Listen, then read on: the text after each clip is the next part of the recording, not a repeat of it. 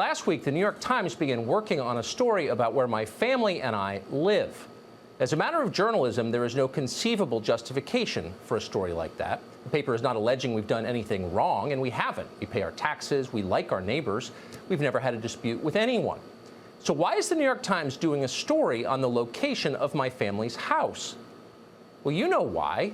To hurt us, to injure my wife and kids so that I will shut up and stop disagreeing with them. They believe in force. We've learned that. 2 years ago, a left-wing journalist publicized our home address in Washington. A group of screaming Antifa lunatics showed up while I was at work. They vandalized our home. They threatened my wife. She called 911 while hiding in a closet. A few weeks later, they showed up again at our house. For the next year, they sent letters to our home threatening to kill us. We tried to ignore it. It felt cowardly to sell our home and leave. We'd raised our kids there in the neighborhood, and we loved it. But in the end, that's what we did.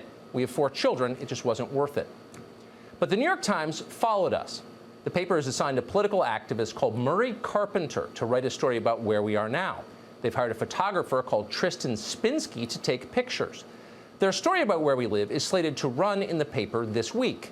Editors there know exactly what will happen to my family when it does run. I called them today and I told them, but they didn't care.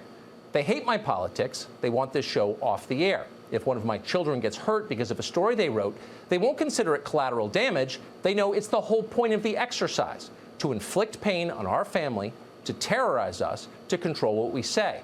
That's the kind of people they are. They'll deny this, of course. They'll claim it's just journalism, just the facts. Really?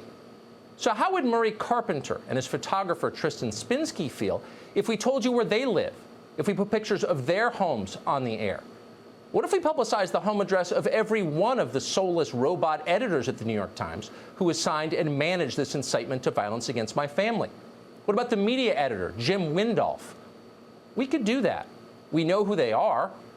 Would that qualify as journalism? We doubt they'd consider it journalism. They'd call it criminal behavior if we did it. And that tells you everything.